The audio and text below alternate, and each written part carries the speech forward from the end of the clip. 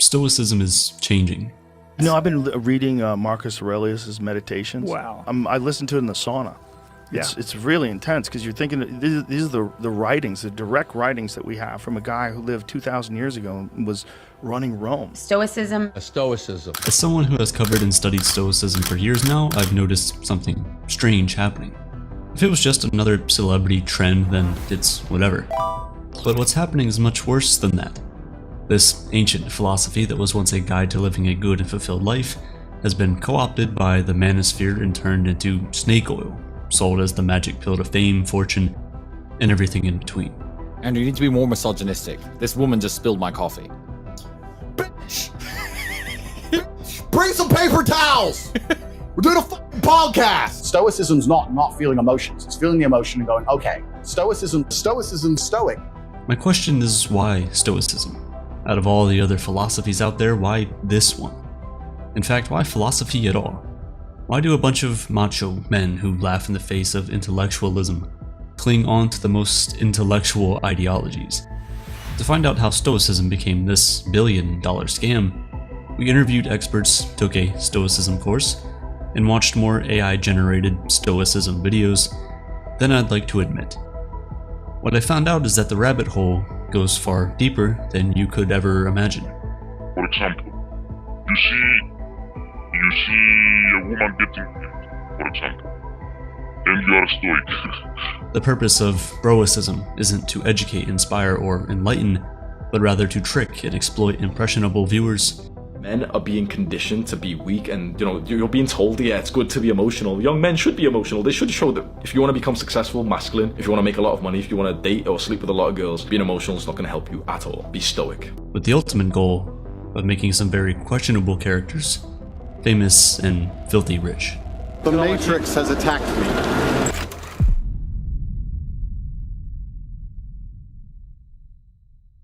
While on a voyage at sea in 300 BC, a wealthy trader called Zeno was shipwrecked along with all of his cargo. Instantly, this wealthy man lost all that he had. After losing everything, Zeno learned that we have very little control over what life throws at us. However, what we do have control over is how these things affect us. He realized that although he couldn't control the weather or the sea, he could turn his loss into something positive by using his experience to teach others about how to overcome difficult situations. In doing so, he created the philosophy of Stoicism. Stoicism grew quickly across all segments of Greek society and beyond. From Zeno, whom many believe was a foreigner with roots in modern Lebanon, through thinkers like Epictetus, a former slave, Portia Catonis, the first female Stoic, all the way to Marcus Aurelius, a Roman emperor and a skilled and insightful writer whose personal diaries, known as Meditations, have become an entry point to the philosophy for centuries of Stoics up to the present day. In the centuries following Marcus Aurelius' death, Stoicism largely disappeared because of Christianity. As the Roman Empire made way for the Holy Roman Empire, everything in the Holy Gospel was treated as, well, gospel. And just about everything else was regarded as primitive pagan nonsense at best, and at worst the express lane to hell. All of that changed in the mid-20th century thanks to largely a handful of unrelated characters: a psychiatrist, a psychologist, and a soldier.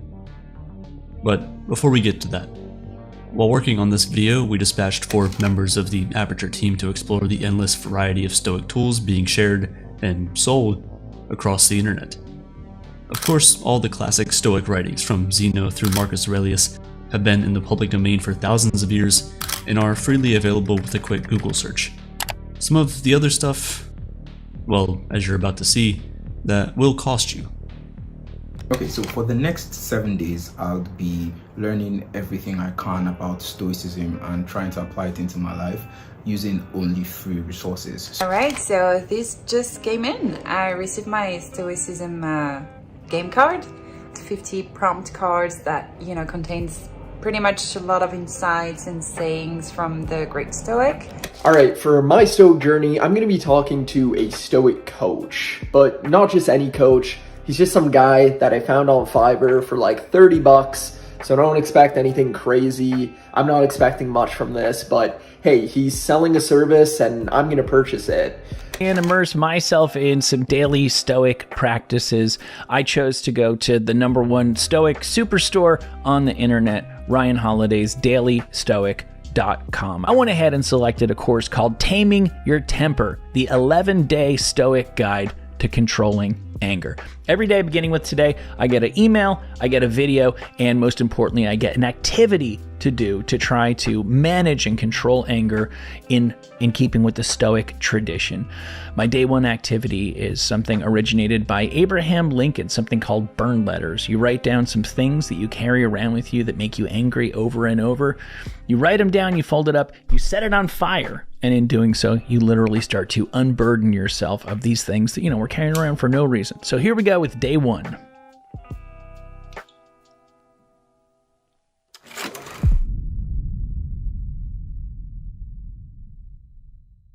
During the Vietnam War, U.S. Admiral James Stockdale survived 7 unimaginable years as a prisoner of war in the infamous Hanoi Hilton. He was shackled and tortured. His leg, injured during his initial crash landing in enemy territory, was cruelly and repeatedly rebroken. He was paraded around and humiliated for propaganda purposes. After his release, many asked him how he was able to survive such a gruesome experience, and his answer became what is known today as the Stockdale Paradox.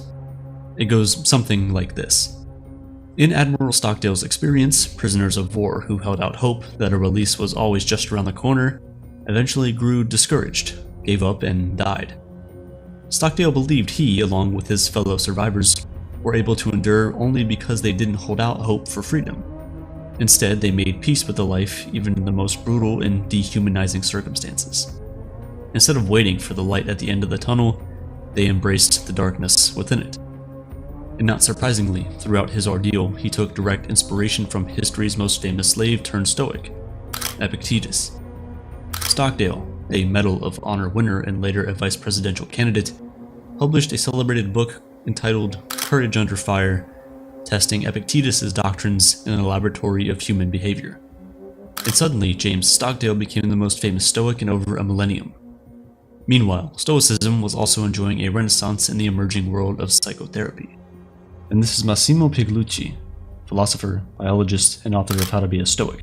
The history of modern Stoicism really started with the invention of cognitive behavioral therapy in the 1950s and early 60s. That's because the major people that started that approach to psychotherapy, like Aaron Beck and Albert Ellis, were directly inspired by the ancient Stoics, especially Marcus Aurelius and Epictetus.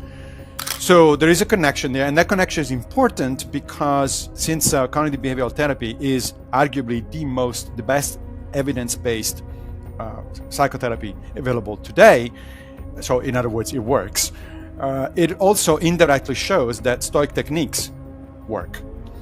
Ellis went so far as to say that the best way to sum up the spirit of CBT was a quote from Admiral Stockdale's favorite philosopher, Epictetus. Men are disturbed not by things, but by the views which they take of them. Although giants in their field, neither Albert Ellis nor Aaron Beck were celebrity gurus by any stretch. If Instagram had existed back then, put together they wouldn't have been as popular as a single picture of Dan Bilzerian's boat. But, thanks to them, seeds had been planted that would bear unexpected fruit 40 years later. The other thing that happened was there were already millions of people around the world who read the Meditations of Marcus Aurelius and read Seneca. This is Donald Robertson, a cognitive behavioral psychotherapist and author of one of the most influential books on Stoicism of all time, How to Think Like a Roman Emperor. But they didn't hang out together. They didn't talk to each other. They didn't congregate in little groups. This is Jules Evans, a historian and author of another influential book, Philosophy for Life. And that changed in the 1990s with the development of the internet. The internet allowed this kind of diaspora of Stoics around the world to form online communities, and that's how it developed into a movement in a way that it was never able to before. It was in this renaissance that Marcus Aurelius became a character in one of the most iconic movies of the last few decades, Gladiator. Russell Crowe is really into Marcus Aurelius, and he wanted to feature more of his philosophy in the movie, but Richard Harris depicts Marcus Aurelius in the first act of that movie. There's a little kind of tantalizing glimmers of Stoic philosophy in it referenced, actually. And lots of people went out and read the Meditations after they saw that movie. As the Spaniard was seeking gladiatorial glory on the big screen, the internet age was coming into full bloom. Silicon Valley, some formerly sleepy San Francisco suburbs, suddenly became one of the epicenters of human civilization. Society-altering innovations, email, e-commerce, everything, were emerging regularly. Vast sums of wealth were seemingly created overnight. People were interested in what made this brave new tech world tick.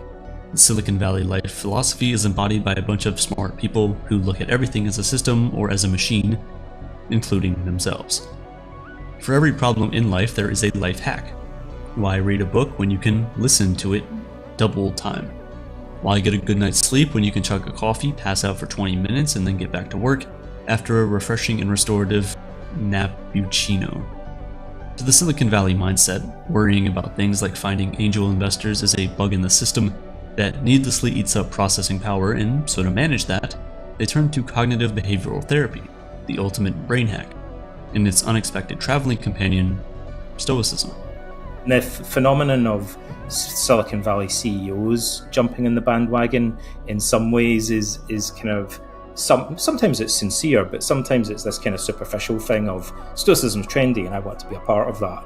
Or I like Stoicism because I saw this cool quote on the internet, which is perhaps completely fabricated and not something that an ancient Stoic ever actually said. Hey, it's me.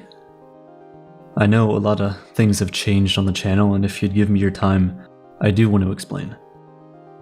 Nearly 8 years ago, in the summer of 2017, I had just graduated high school, and I really didn't know what I wanted to do with my life. My friends were moving away, and I was the only one left in my small hometown. On a random summer night, I went to the park where I'd usually hang out with my friends, but only this time, there was nobody else around. So I laid on the grass and looked up at the night sky. The beautiful stars, the moon, and a small silver cloud that I'd later realize was a piece of the Milky Way. I felt enveloped by the universe, and in a weird way, although it was the most alone I had ever really been, it was the least lonely that I'd ever felt. And for the first time, I felt like a part of something much bigger than me. I felt like a piece of the universe. And that night, as I laid on the grass staring, I thought to myself, out there in the world, there's thousands, if not millions of people looking up at these stars and all just like me. And it would be amazing to gather them all. And the next day, this channel was born. For the past 8 years, nearly every single week, I've uploaded a video to this channel about the beauty and the mystery of the universe. I've talked about space, philosophy, science, and technology. We've talked about the human condition, psychology, and even social issues. I haven't really taken any extended breaks. I've taken my microphone and laptop with me on every single vacation or trip. I've shown up even when I was sick, going through a hard time, and throughout when the entire world itself was in chaos. I've shown up not just because it became my job, but because you guys mean the universe to me, literally.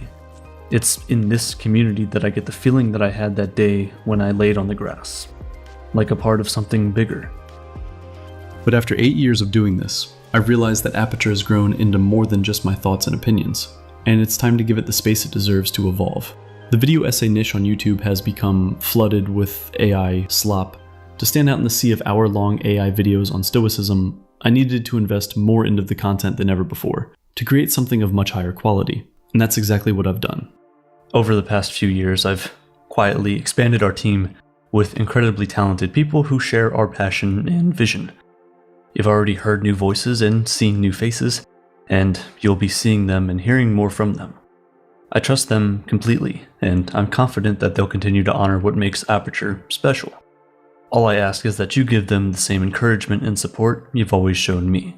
One of those people is Cole, who you'll be seeing and hearing a lot from in the future. I would love for him to give you guys a sneak peek of the amazing things we're creating and the vision we have for the future of this incredible community. Hey guys, my name is Cole. I've been a member of this community for years, and I couldn't be more grateful to get the chance to share the stories that I've always wanted to. Myself and the team behind these videos are super excited for everything that's to come. Our goal is to build this into a community where you guys come to listen to the most interesting people from all over the world talking about the most thought-provoking ideas in philosophy, psychology, and science, all in a genuine way. We want to tell stories about humans, by humans, and for humans. We want to produce content that's built on the basis of rigorous scientific research and journalistic integrity and is absolutely free of AI slop. We want to make more documentaries like the one we did on Stoicism. In fact, right now we're working on a big documentary about religion where we're talking to a Catholic priest, the world's leading religious scholars, and people who have been hurt by the church. We're super excited about it and I can't wait for you guys to see it. Then there's Emeka. He has been writing with me since 2021, whether you believe it or not. In fact, he wrote some of your favorite videos on this channel, like Stoicism Become Undefeatable, Nihilism, Death, Money, and even a couple of shower thought episodes. He's been with me for years, and out of anyone, I trust him to continue making great videos for you guys. Hey, I'm Emeka. I remember the first time Mike messaged me that he wanted me to write for him. I had just woken up from sleep and I remember asking my friend to pinch me because I legitimately thought I was dreaming. At the time, I had been watching his channel for years and I was already a huge fan. The first video I ever watched was The Real Meaning of Life, and it came when I was at my lowest. I had just walked away from religion, which was the only thing I knew up until that point, and I was battling with an existential crisis. And the video gave me so much comfort. Since then, I became a huge fan of the channel, so when Mike messaged me, it felt like a dream come true, because it was. And I poured my heart into every single script that I wrote. I lost my dad when I was 8. And writing the script on death was the first time I ever confronted the emotions that I repressed. When I wrote the script on what is love, I was in love. And when I wrote about money, well, it was truly an illusion because I didn't have any of it. As Cole mentioned earlier, we're working on the documentary about religion that's very sentimental for me as someone who was born and raised a Christian and walked away from the church as an adult. It's a dream to be able to share that story and many more that are personal just like this with you all moving forward. To help us do this, we've now dedicated researchers, writers, video editors, and a journalist contributing behind the scenes. And since many of you enjoy simply listening, we're also expanding onto platforms like Spotify, giving you more ways than ever to listen and watch Aperture. Speaking of feedback, you all remain at the heart of everything we do. We're inviting you to help us navigate this change. Share any ideas and suggestions in the comments. Tell us what you love, what you don't like, what you'd like more of, and really anything we can do better. I promise we're listening. And if you're passionate about philosophy and have a unique story or would like to contribute and become part of the team, you can reach out through the email in the description. What I'm ultimately saying is this. Things are evolving, but the core of Aperture isn't changing. We'll still always be exploring complex philosophical topics and telling stories about the human condition. All we're doing is simply evolving into something that's bigger and better than ever before. We're going to make videos that have more depth, better research, more interviews from the world's leading experts. We're super excited to be bringing you the best philosophy content that you'll find anywhere. Thank you for all your support these past 8 years. Let's have it even more for the next 8 years. Because trust me, it's going to be pretty exciting.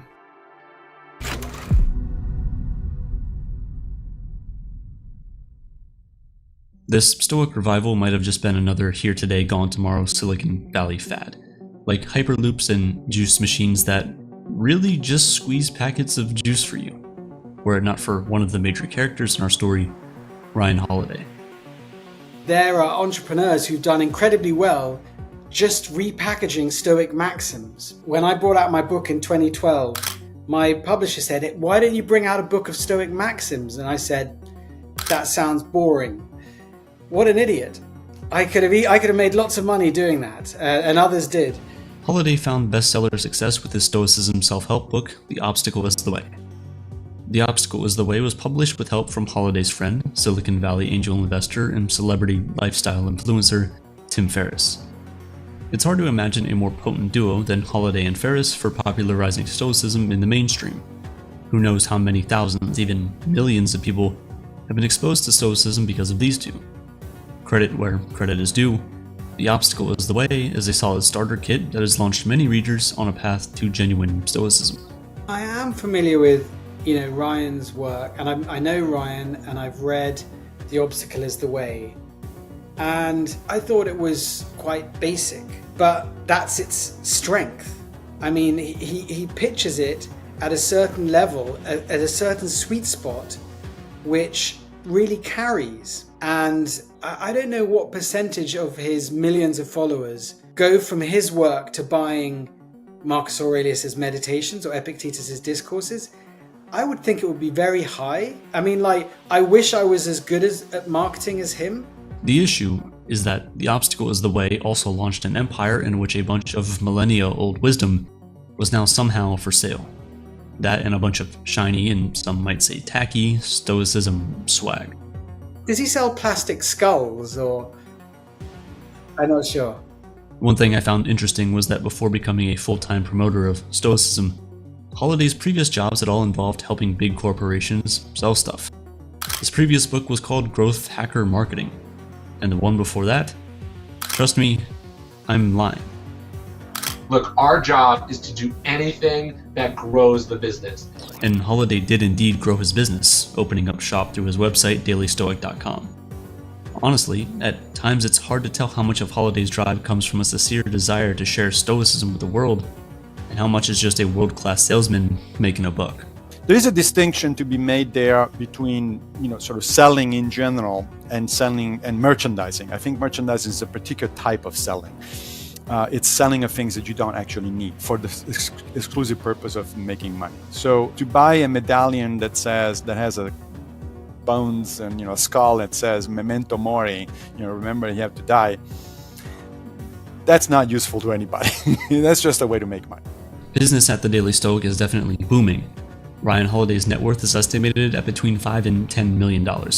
And with that growth hacker mentality, that number is only going to keep rising. Holiday professes a sincere devotion to Stoicism, going back to his college days. And we don't doubt that he's telling the truth, but scrolling through the store at dailystoic.com, one can't help but wonder, what would Zeno think?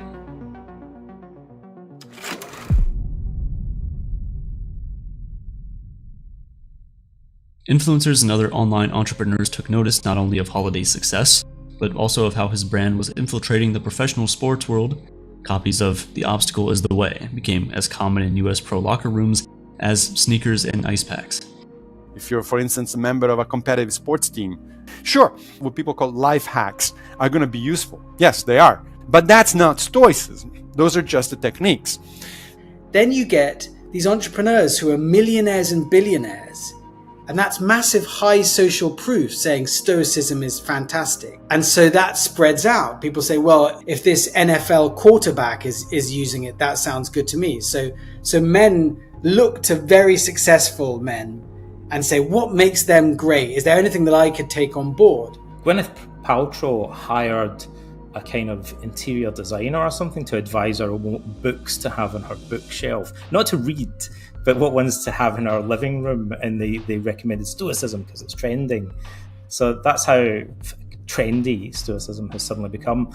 Even the mainstream media was getting in on the act. More and more people were coming to the same conclusion. If Stoicism was good enough for pro athletes, Bill Gates, and even Hollywood actors like Michael Douglas, maybe it was the missing cheat code separating regular guys from achieving everything they wanted in life. So we have a lot of authors now, podcasters and YouTubers and so on and so forth, who tell you things like, oh, you want to succeed at sports, embrace Stoicism. You want to become rich, embrace Stoicism. You want to be successful, embrace Stoicism. The Stoics will be stunned by all of this, because all of those things I just mentioned, success, money, fame, and so on and so forth, are classified by the ancient Stoics as indifference, meaning that they do not make a difference, literally, to the only thing that matters, which is your character. As awareness of Stoicism grew, it became even more watered down, turned into a bunch of maxims and life hacks to fix whatever life problem you had. The so-called life hacks are techniques that are useful in order to practice Stoicism, to incorporate Stoicism as a way of life. Okay? But that's all they are. They are crutches in a sense. They're kind of useful techniques that allows you to stay on track. But the important thing is the track, not the technique. I mean, life hack's an odd phrase, isn't it? It's not really one that the Stoics would use. Other Stoic life hacks. It's very accessible, it's very DIY, and that makes it kind of attractive in the age of the internet. Somewhere along the way, the true message of this ancient Greek philosophy got drowned in the sea of life hacks. When it washed up on the other side, it was a mutant offspring, something so far removed from its origins that if Marcus Aurelius was alive today, he wouldn't even recognize it. Stoicism became Groicism. Do I remember when the manosphere started to become a thing? In all honesty, I was a kind of Johnny-come-lately. Other people were saying, are you concerned about the Stoicism being hijacked by people in the manosphere that are distorting it? And my initial reaction was, what are you talking about? I've no idea. I've never seen that. And I was surrounded by people that are interested in Stoicism. I organised and spoke at many conferences. I thought I had my finger on the pulse of how Stoicism was being appreciated, but I didn't know about the Red Pill movement and the manosphere until much later, really. Although I guess in retrospect I'd seen traces of it. So I'd seen books earlier and articles by people who portrayed Stoicism in a way that seemed quite odd to me. It was around the time that my book Philosophy for Life and Other Dangerous Situations came out, which was in 2012. And I got contacted and invited to be on a podcast to talk about Stoicism. And I looked into the podcast, and it was a white supremacist, Southern secessionist podcast. One of the podcast hosts was actually one of the organizers of the Charlottesville White Supremacy March. And I was astounded. I was like, how did these people get into Stoicism?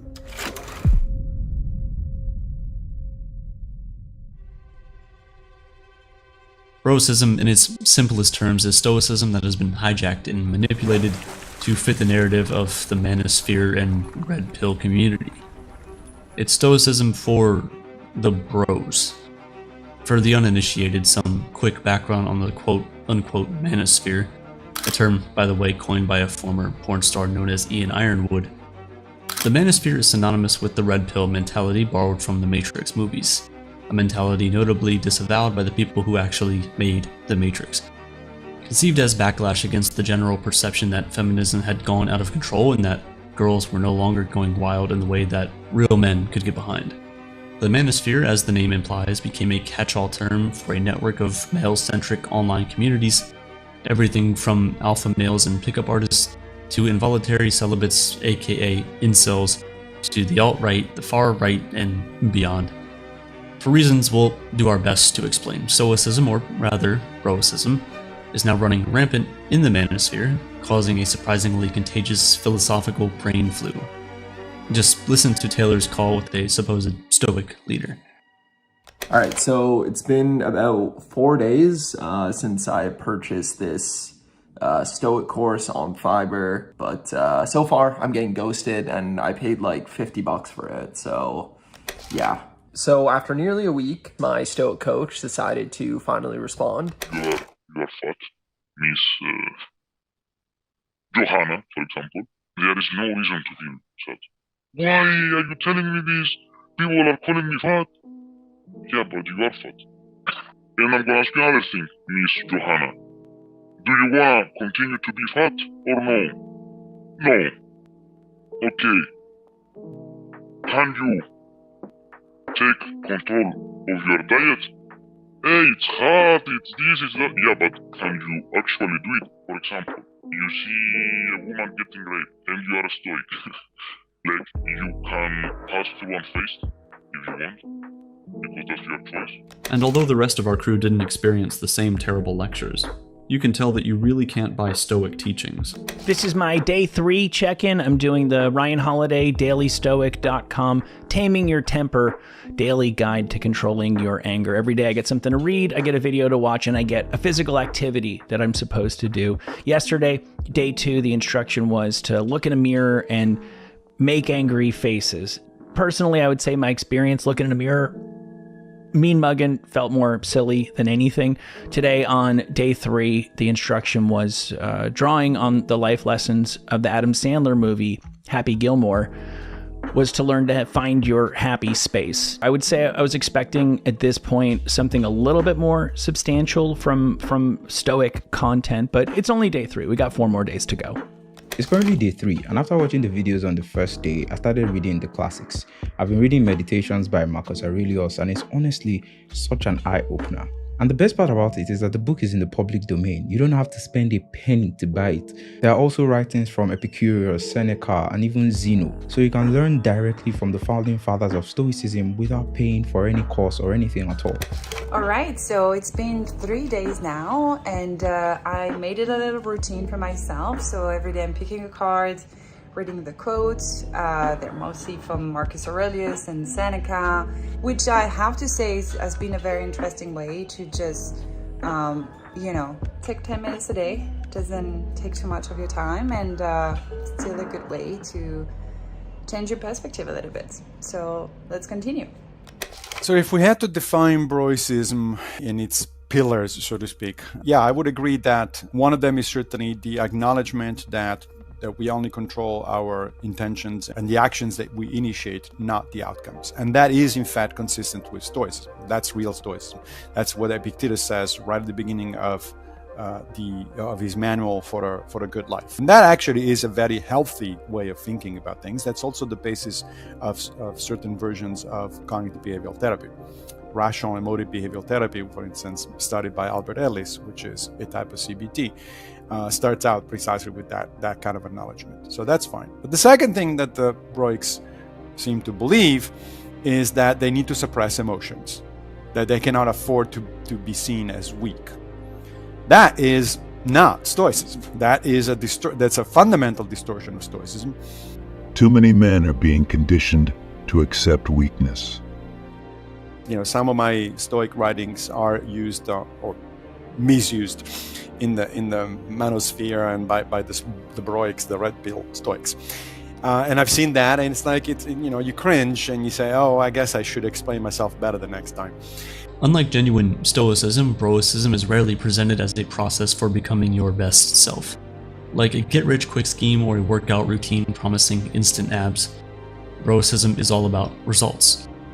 Once unleashed in the manosphere, Stoicism became a one-size-fits-all answer to all questions of the alpha male variety. But like everything, it becomes trendy, and now what you'll find is more people become interested in Stoicism because they've read articles or read podcasts than because they've actually read the Stoics. So with that, there's a risk of dilution, as many of the articles contain AI-generated content, fake quotes and things like that. So you're definitely now entering a phase where you get a lot of people becoming attracted to Stoicism but getting a really inaccurate representation of what the Stoics said. This is the unpredictability of how culture evolves, and memes evolve in unpredictable directions. Someone wrote a book about using Stoic techniques to win a poker championship. There was a Stoic dating app. Let's take money. So Stoicism in that sense, with the dollar sign or the Silicon Valley Stoicism, is a distortion because it replaces the actual Stoic value, which is your character, your judgment, with things that the Stoics themselves were very clear in saying they don't matter. Stoicism invariably presents overly simple solutions to complicated questions.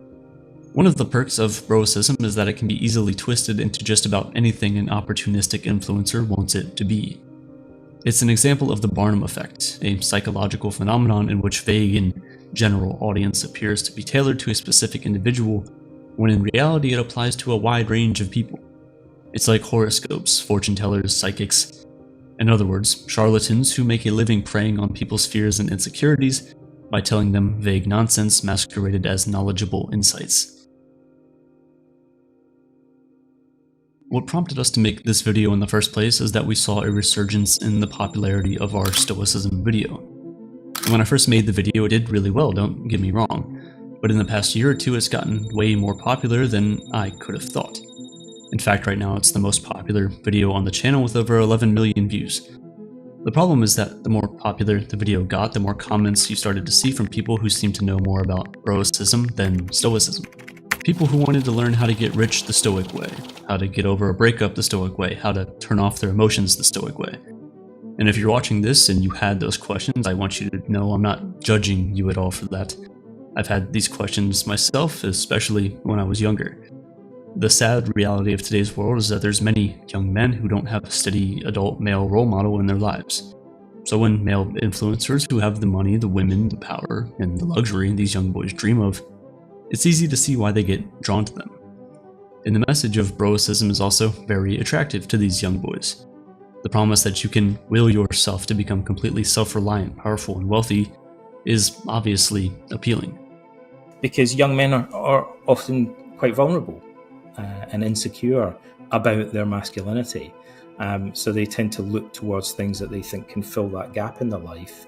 And if they think being tough and having a stiff upper lip is symbolic of masculinity, that's something that they can become quite attached to as a philosophy of life. And they associate it, rightly or wrongly, with Stoicism and Marcus Aurelius and guys like that.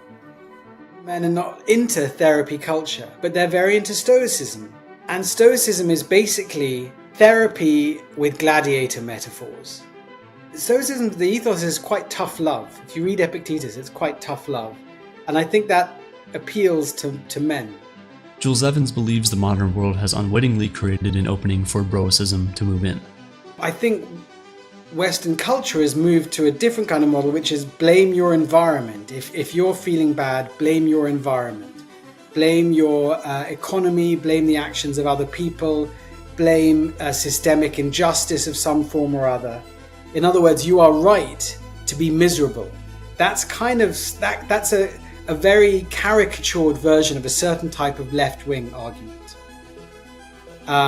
If you make an extreme version of that argument, you are going to leave a real opening for people on the right to just put forward this very basic idea and win followers. The very basic idea being, stop blaming other people, stop behaving like a victim, stop complaining all the time, that's weakness. In fairness, we do live in challenging times. People are looking for answers and they don't have much faith in institutions like the church or government to catch them if they fall. There's a growing sense that it's every man for himself. Some have argued that as organized religion has faded, people are looking elsewhere for a new rulebook to guide them. And just like the Bible, broicism can be whatever you want it to be. It's been widely noted that many people who believe in the divine authority of the Bible have never actually read the Bible. In the same way, many devotees of broicism are too busy scrolling through their phone to actually go read classic Stoic texts. That means manosphere influencers can claim whatever they say has roots in genuine Stoicism, and the odds are none of their followers will call BS. Although one does have to wonder, if Stoicism as it's packaged and sold in the manosphere isn't actual Stoicism, why even bother calling it that? I think there has always been an audience for a certain kind of male self-help, which is maybe less geared towards healing and relationships and more geared towards like success and being a man of power, being a kind of great man. And that kind of genre, I think has always kind of looked for older traditional sources of advice, whether that's, samurais or whatever. There is a widespread problem of this kind. Not only certain communities embrace anti-intellectualism and embrace certain values that are, shall we say, questionable at least, but they want to use cultural references, which is kind of ironic, considering that these communities tend to be anti-intellectual. But they feel the need to have some kind of pedigree that justifies their position. Once a tradition has established itself as respectable for whatever reasons, once it has become particularly sufficiently popular that people recognize it and they say, oh yeah, Marcus Aurelius, oh yeah, this guy or that guy, then inevitably somebody tries to co-opt it. So if it's not the actual genuine content of the philosophy, what is it about the brand of Stoicism that makes it so sellable in the manosphere? For starters, I think we can agree that the word just sounds kind of cool. In common parlance, being Stoic means the strong, silent type. Needless to say, this image plays well to the would-be alpha males. The problem was that being Stoic and Stoicism are two very different things. There is a difference between what sometimes we call capital S Stoicism and little s Stoicism. So when you hear somebody saying, "Oh, that person is being really Stoic," usually they don't mean he's following the philosophy of Stoicism. What they mean is, oh, he's putting a stiff upper lip. He's not reacting to the situation. He's trying to control his emotions. He's trying to sort of tough it up, basically. That is a psychological attitude, which turns out there is now fairly good empirical evidence is actually damaging. It's not a good thing.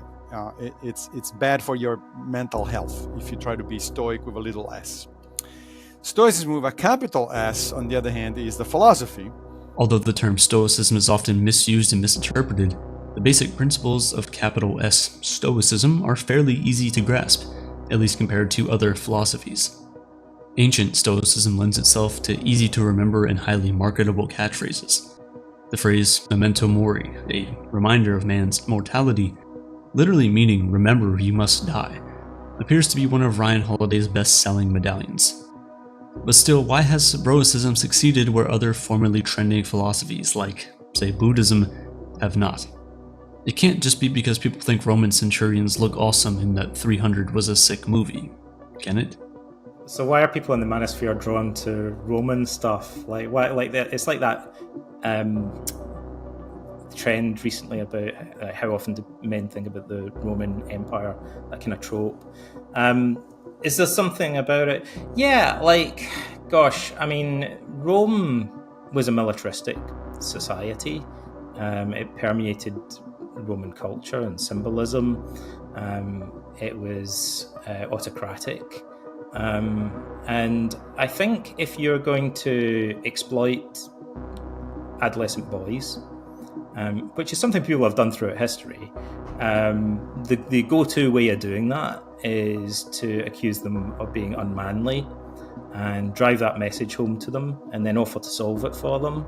And then, you're going to refer to autocratic societies and strong leaders or despots. Perhaps Stoicism outshines Eastern philosophies because Buddhism, Taoism, and the like have been tainted by associations with 1960s counterculture and its modern offshoot, the touchy-feely New Age movement. It's further been suggested that the chauvinism that taints so much of the red pill alt-right movements is also at play, positioning themselves in opposition to a caricature of woke liberals bowing to the exotic superiority of Eastern wisdom. Western chauvinists insist that the great forces which have civilized and elevated man uniformly originated in the West. Perhaps that has helped drive the rise of Stoicism? Donald Robertson disagrees. In my own case, I immersed myself in reading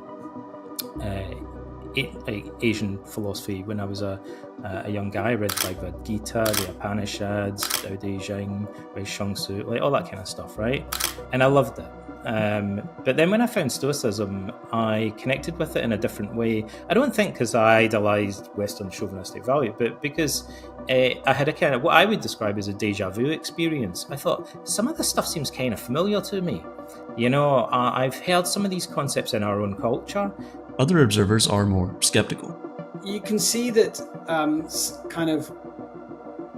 there's also a kind of traditionalist school or kind of camp who say, like, we should go back to Western civilization's the best.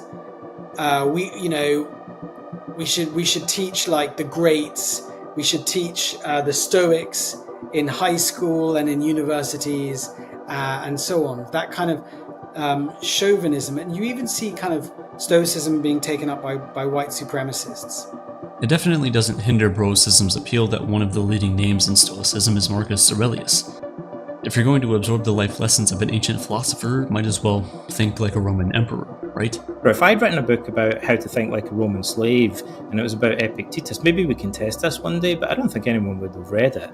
I don't think it would have sold many copies. I think a lot of people picked up how to think like a Roman emperor because they thought Roman emperors seem manly and powerful. In reality, Marcus Aurelius was a skilled military and political leader, but between running an empire and writing his Meditations, You probably didn't have as much time to hit the gym as it sometimes appears in the manosphere. In thumbnails for videos touting the virtues of Stoicism, Marcus Aurelius often appears to be on some heavy-duty steroids, and come to think of it, the beard looks suspiciously modern too. Yeah, maybe I'm guilty of a kind of bait and switch strategy here, but unapologetically, right? So we kind of rule them in because they want to be like a Roman emperor, a powerful autocratic figure. And then when they get there, they realize it's different at the top, and Marcus Aurelius wasn't particularly autocratic, because he'd seen through the illusions of power. And actually I think that's a very compelling strategy. Clearly whoever's in charge of the algorithms on YouTube and social media knows this stuff sells. Click on a bunch of Stoicism links for a couple days, say, because you're researching on a documentary on the subject, and in our experience, your suggestions feed will be dead for weeks. And it's not an accident. The stuff sells. Powers that be at YouTube, Instagram, and TikTok know it, and they're all feeding in on it. So what exactly does Stoicism get wrong about Stoicism? For starters, calling Stoicism a Greek philosophy. That might get you some funny looks in Greece. Well, there's kind of interesting trivia about the early history of Stoicism. Lots of things, but probably one of the main one is occasionally you'll hear people criticizing Stoicism as being a philosophy of dead, rich, white dudes or something like that, and that couldn't be further from the truth. Certainly Marcus Aurelius is a dead, rich, white dude, but he was the last famous Stoic. The founder of Stoicism was not even Greek, he was Phoenician. So the Greeks saw him as a foreign immigrant. And so Stoicism was seen as an immigrant philosophy, I believe, to begin with. And as for the whole stiff upper lip, strong, silent type thing, it is not the case that the ancient Stoics don't talk about their emotions. In fact, as the philosopher Martha Nussbaum said to me, no one talks about their emotions more than the Stoics in ancient philosophy. The Stoics, it's all they talk about, emotions. Let's face it, no philosophy makes it into the mainstream without getting watered down and distorted in the process. And let's not even get started on religion, but nowadays, some online alpha male influencers have drunk so much Kool-Aid that they've convinced themselves that they're the actual experts. I've been told, and some of my colleagues have been told several times by red pill so-called Stoics, that we don't know what we're talking about when it comes to the interpretation of the Stoic text, as opposed to people who just read one translation in English of that book and they think that they understood it. It's a very interesting phenomenon psychologically, sociologically, in and of itself. The differences between Stoicism and Stoicism, let's start here. To the Stoics, both ancient and modern, like Admiral Stockdale, obstacles were just that. Obstacles. Life was full of them, and to think that you could will reality to change was setting yourself up for failure and unhappiness. You needed to accept the inevitable and train yourself accordingly. In more modern parlance, you needed to learn how to be comfortable being uncomfortable. But to Ryan Holiday, to quote the title of his book, the obstacle is the way. The way to what? In the world of Stoicism, pretty much anything you think will make you happy.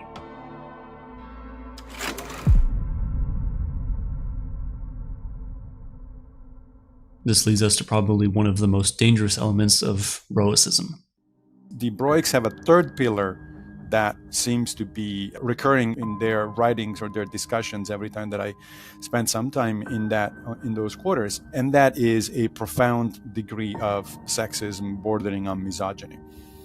And I don't use the word misogyny lightly. So these are frankly weird people who are into hyper-masculinity and tend to be seriously on the sexist / misogynist side of things, and so on and so forth. One can make an argument that the ancient Stoics talk in a way that we would consider sexist. Seneca and Epictetus from time to time do say things like, don't behave like a woman, don't be womanly, that sort of stuff, right? And, sure, those were people who lived 2,000 years ago. They were a result of their own society, and we cringe today when we read that kind of stuff. How did Stoicism ever get so far off the rails? On what basis does Stoicism justify rampant sexism, or even worse?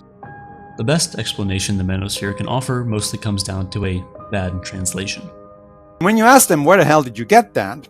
Usually the answer is, oh, well, the word virtue, remember I said that Stoicism is a type of virtue ethics. Virtues are character traits, right? Things like generosity, courage, and so on and so forth. And so these people, the Broics, the Red Pill Stoics, say, well, the word virtue in Latin is vir, V-I-R, and vir also meant man, so, again, manly man. And this is baffling because vir itself was actually a translation by the Romans of the original Greek arete. Arete is genderless. It doesn't have anything to do with genders. And it just means excellence. What does Stoicism get right? Not much, really. The goal of Stoicism and of life in general is eudaimonia. There's no direct translation for eudaimonia in English, but the closest equivalent might be well-being. Basically, an extended and consistent state of peace and acceptance with both the ups and downs in life. The goal of Stoicism is almost the complete opposite of that. It's the idea that you need a steady stream of success and external validation to feel good about where you stack up in the pecking order. The big issue isn't just that Stoicism gives Stoicism a bad name, it's by that misrepresenting what the philosophy actually is. The exact people who could really use Stoicism are being baited and switched and fed dangerous nonsense instead. Donald Robertson says if you squint, you can see a sliver of hope in the spread of broism. One thing I'd say about social media is I think, the people say dumb things, not entirely seriously sometimes. It makes it seem sometimes I think that these views are more prevalent than they actually are. Like I'm optimistic. I give people a little bit more credit than the internet. I think of Stoicism in a way as like a Trojan horse. Like people are attracted to it because they're looking for something that makes them even more manly than they are already, or even tougher than they are already. But inside it, what they find is a bunch of tools and concepts that resemble those found in modern cognitive behavioral therapy. Once you discover Stoicism and then seek to learn more, like all the new visitors in the comment sections of our Stoicism videos, hi, by the way, you start on a journey that, with any luck, can lead you to actual Stoicism. And if you think this might apply to you, then we're happy to have you, because you're the reason we made this video. If you've only encountered Stoicism as practiced in the manosphere, the truth may surprise you. And speaking of using Stoicism in our lives, let's check in with our team one last time and see how the rest of their week as practicing Stoics panned out. Alright, I just got out of my call with the Stoic coach, and I think when we think of Stoicism and what Stoicism has become, I think this dude is a pretty good representative of it in a way. Just the examples he used were bizarre. It was always violence against you, violence against women. As someone who doesn't have a ton of knowledge in it, this kind of made me want to stay away, because I'm like, if this is the community potentially, if this is the people running courses, then why would I want to do this? Yeah, I think overall that call was just not successful, and I had to pay $30 for it, so not that fun. All right, so this is day 7 today. We had a check-in with the team last week, and I was very curious to hear from my colleagues' experience with this online course, and I decided to book it for myself as well.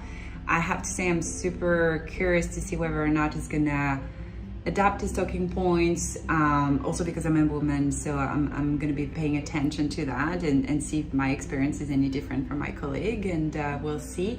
So I just finished my call with the Stoic course. Overall, very simplistic, no deep learning, no real human connection, going deep into the subject. Nothing controversial, contrary to my colleague. He didn't go into anything completely outrageous whatsoever. So he definitely, I think, adapted to his public, which was me in that case.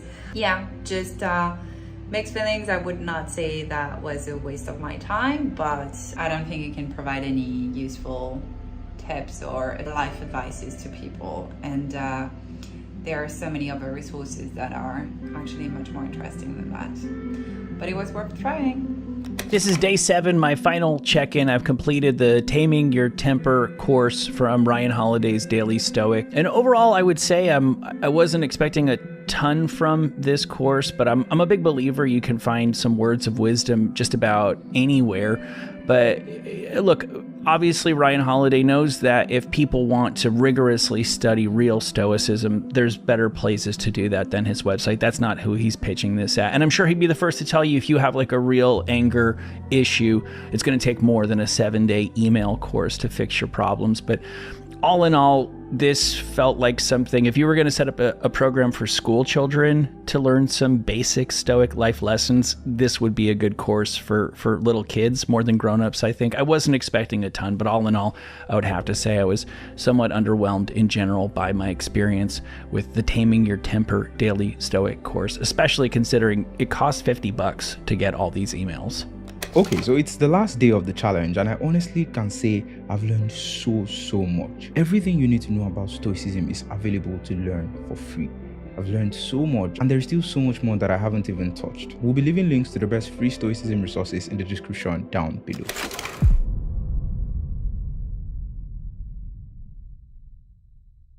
In conclusion, the contrast between the original Stoics and the Manosphere influencers claiming to be Stoics is pretty striking. Really, the difference is night and day. The goal is to become a better person. Better person is defined as somebody who actually cares, gives a crap about other people, and does something about it as opposed to just talking about it. And it emphasizes the idea that our character is more important ultimately in terms of the meaning of life and our quality of life than external goods like wealth and reputation. Zeno, the founder of Stoicism, rejected the followers who urged him to give the movement he started his name. He wanted to focus on the ideas, not himself, and he rejected the pursuit of personal glory as poison for the soul. Although no doubt flattered to be acknowledged by a powerful man, Zeno is said to have declined an imperial invitation to visit Antigonus, the Greek general who succeeded Alexander the Great. It was said that Zeno avoided large social gatherings, preferring quiet study, and that he disliked verbose and elaborate speeches. Although he had known the pleasures of life as a wealthy merchant, Zeno refused to make money from teaching philosophy and instead lived a spare and ascetic life. So what would Zeno think if he could see the world today? What would his advice be for people who wanted to follow his virtuous path? They might surprise many of the people who invoke the name of the philosophy Zeno founded in their pursuit of fame and profit. Unlike many in the Manosphere, he would reject far-right nationalism. After all, Stoics coined the word cosmopolitan, which literally means citizen of the world.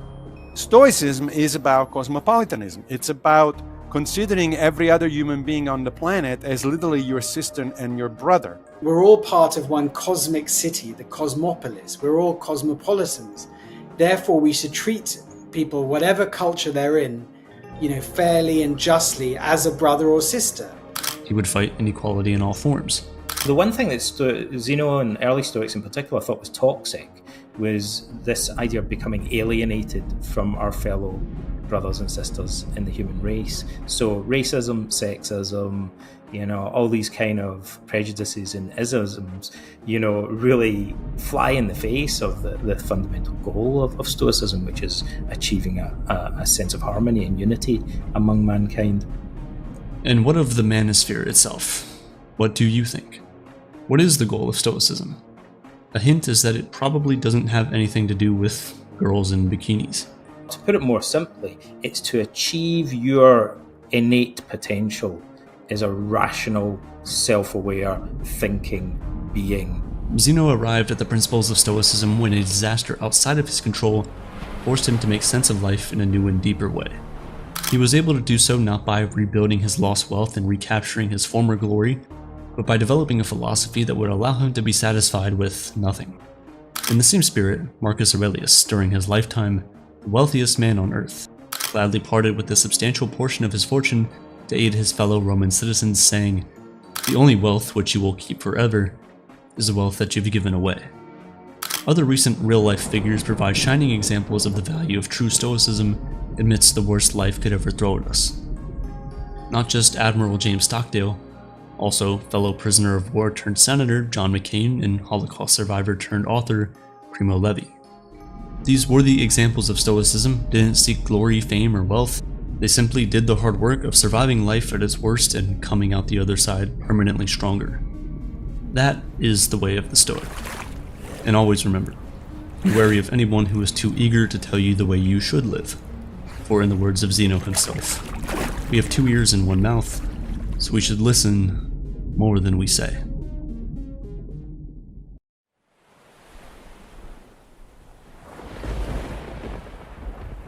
In the city of Cyprus in 300 BC, there lived a very wealthy trader called Zeno. While on a voyage from Phoenicia to Piraeus, his boat sank along with all of his cargo. Because of that single event, an event that was entirely out of Zeno's or anyone's control, this very wealthy man suddenly became poor in an instant. Imagine you were Zeno. How would you react to your entire life's work getting flushed down the drain by the sheer force of nature? What is the proper reaction? Would you be angry, sad? Would you feel life has cheated you? For most of us, these would all be normal reactions. But not for Zeno, the father of Stoicism. One small change lasts an eternity, and one small reframing of your mindset can cascade into larger and more impactful changes later down the line. The core of Stoicism is the very definition of acceptance and indifference. After reading the works of Socrates and other great philosophers, Zeno created and taught Stoicism. According to Zeno, although we don't have much control over what happens to us, we do have control of how it affects us, and we must use this control to great effect. Rather than crying over spilled milk, or in this case, drowned goods, Zeno focused on maintaining his composure over the situation, remaining calm and neutral, despite his predicament. Today, people inadvertently view Stoics as people who cannot be broken, people who don't often linger to the emotional extremes, going through things like fits of rage or bouts of anxiety. But the original idea behind Stoicism was much more than that. Rather than just a way to describe people who are unemotional, Stoicism was a way to view, describe, and understand the world. It was a way of life, and that way of life has lasted for centuries. Stoic philosophy can be applied to situations today the same way it was applied thousands of years ago, and its benefits are just as impactful. Stoicism allows us to process these negative emotions from negative experiences, and turn them into the thoughts that give us a unique perspective of the world.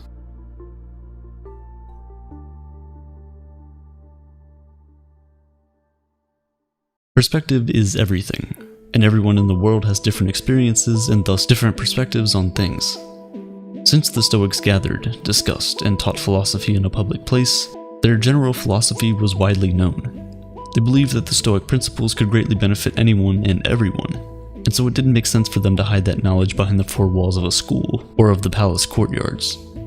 As a result, everyone from slave to emperor could learn and become a Stoic. And they did. Some of the world's most notable Stoics include Epictetus, which translates to acquired, as he was once owned as a slave, Seneca, who was a well-renowned statesman, and Marcus Aurelius, a Roman emperor and one of the most powerful men to have ever lived. The early Stoics practiced what they preached, avoiding all forms of segregation and leading the fight against inequality. They even invented the word cosmopolitan, which literally means citizen of the world.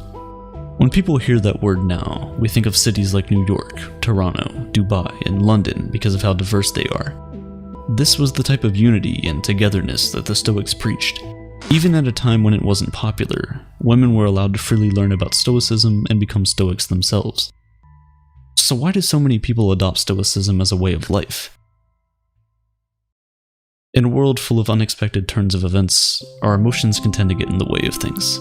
In reality, we don't really get sad because bad things happen to us, we get sad because unexpected bad things happen to us. Rain is a good thing. It helps to water our plants, provides water for livestock, and keeps the temperature cool and humid. But the truth is, when that dark cloud catches you outside without an umbrella, it's never a good experience. So why don't we start crying once it starts to rain? It's because although the situation is bad, we've learned to expect rain. It's something that is unavoidable. We can't control the weather. Although it sucks, the rain passes and the light returns. Stoicism teaches us that, in the same way, we should expect that everything bad that can happen will happen. Picture the worst outcome, and be content knowing it could happen. One of the Stoic exercises is known as voluntary discomfort, an exercise aimed at increasing feelings of gratitude. Sleep on the floor of your kitchen, taking cold showers when you normally take hot ones, eat nothing but potatoes for a few days, things like this. This exercise helps you to understand that no matter how hard it gets, you'll still survive and potentially thrive if your mindset is right. By being able to withstand these uncomfortable situations, we indirectly prepare our mental for future misfortunes. With the current state of the world where advertisements are constantly being shoved down our throats, we're made to believe that if we don't have the next best thing, look a certain way, or make a certain amount of money, that we will never be happy. This message is more important now than ever. We enter the world not knowing much of anything. We grow up being taught things at home, in school, and by observing the world for ourselves. The thing is, a lot of times, all three of these sources of knowledge teach us in different ways. The question is, do we need to internalize all of this knowledge? If we do, we could unknowingly be setting unrealistic expectations for our lives, leaving us ultimately disappointed and unsatisfied in the end. That's no way to live. We should instead focus on improving ourselves, for ourselves. We should do things for ourselves and only for that reason. Attaching any external hope or secondary attachments to the actions we take almost always lead to disappointment. Most of the time, we end up trying to fulfill that emptiness with external things, blowing all your money on a fancy car, a house, or even starting a family. Sometimes we do all of these things for their external value and not their internal value. But Stoicism teaches that if you approach life this way, you place your happiness in the hands of external forces, forces that can always fail. Cars almost always break down, natural disasters wipe away entire cities, and divorce rates climb higher and higher each year. But even the free things in life come at a cost. The cost of space, both physical and mental. As Seneca once wrote, learning to live with less will create space in your life for the things that truly matter to you.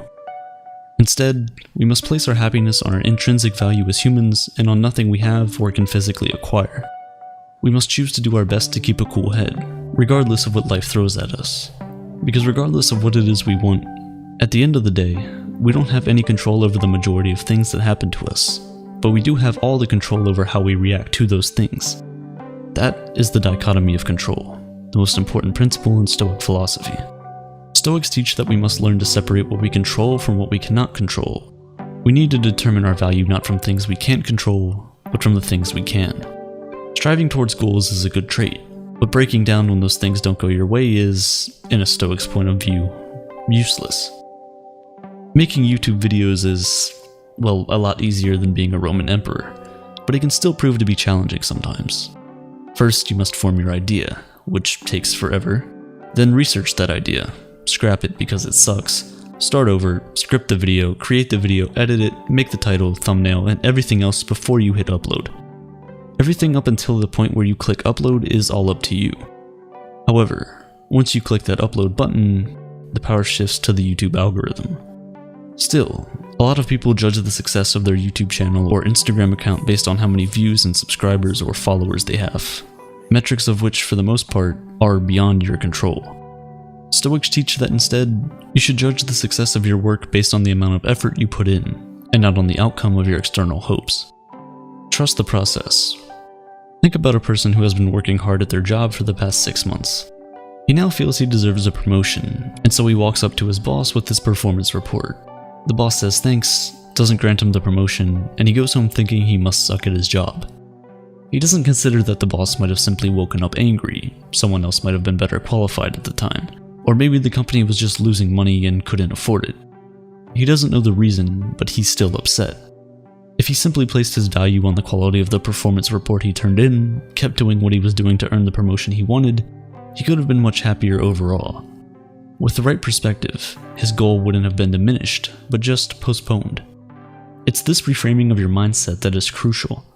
A true Stoic does not view their successes based on the financial gain of their ventures, but is comforted by the fact that they can live a comfortable life without all the things money can buy. These are the 4 main virtues of Stoicism: wisdom, courage, temperance, and justice.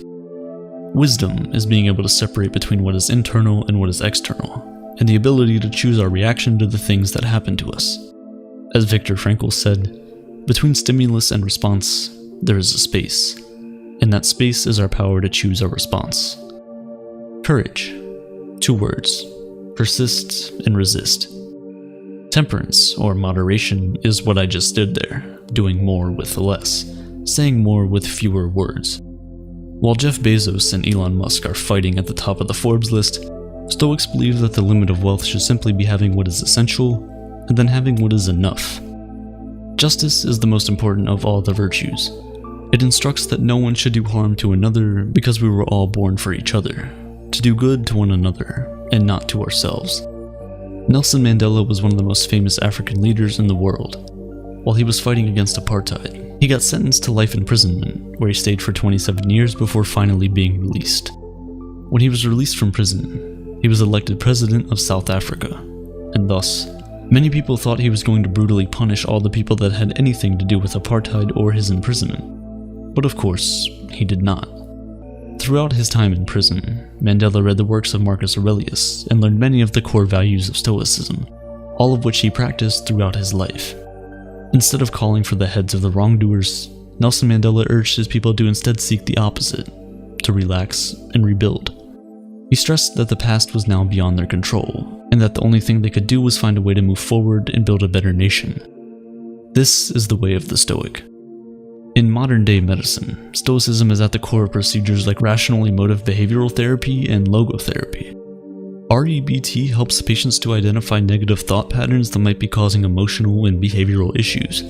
It allows you to challenge the reasoning behind all these negative thoughts with logic, and when you realize that many of them are unfounded, you can then replace them with more productive and healthier beliefs. Logotherapy, on the other hand, is based on the Stoic principle that humans are driven by purpose. Even in the darkest of situations, we can fill our lives with meaning and happiness by simply finding out what that purpose is. As many of us know, though, this is easier said than done. It's a process, much like everything else. We have to rewire the way we think, out with the old, in with the new. To fix our problems with happiness, we must practice self-worth. By redirecting our definition of value to the things that we can control, we can stop getting fixated on the things we cannot control. And overall, we can lead a much happier and more fulfilling life. Stoicism helps us steer through past and present storms into calmer and more peaceful waters. And if our ship sinks and we all drown, we can take peace in the fact that we lived a good life, albeit not as long as we had hoped. Because remember, everything has an end.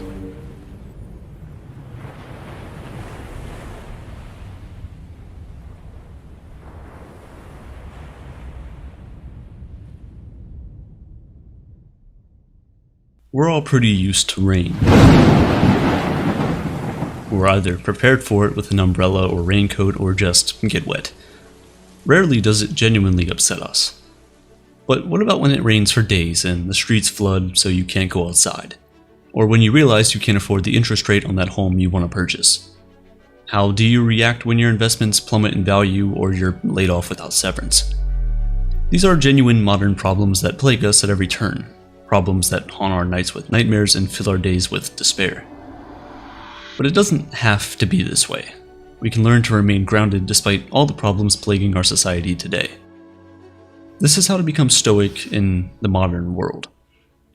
Stoicism is, of course, an ancient Greek philosophy that aims to take us from being vulnerable to the chaotic nature of the universe, to being calm and indifferent to it. It's a way to fortify yourself for lasting peace of mind. But as with every practice that involves changing your attitude or disposition, work is involved in often sacrifice. The Stoics' work is to recognize what's in our control and what isn't. And the only thing in our control is our reaction to what happens, not the event itself. Obviously, we can influence what happens, but nothing is entirely in our control. Misfortunes are unpredictable and often inevitable. The Stoic philosopher, Zeno of Citium, used an analogy of a dog being tied by a cart to clarify the Stoic position. When a dog is tied to a cart, if it wants to follow, it is pulled and follows, making its spontaneous act coincide with necessity, but if the dog doesn't follow, it'll be compelled. So it is with men too. Even if they don't want to, they will be compelled to follow what is destined. The cart represents anything beyond our control, all the various happenings of the universe. A leash attaches us to this universe. Our options are to run with it, or to resist and be dragged. To become stoic is to run with the cart.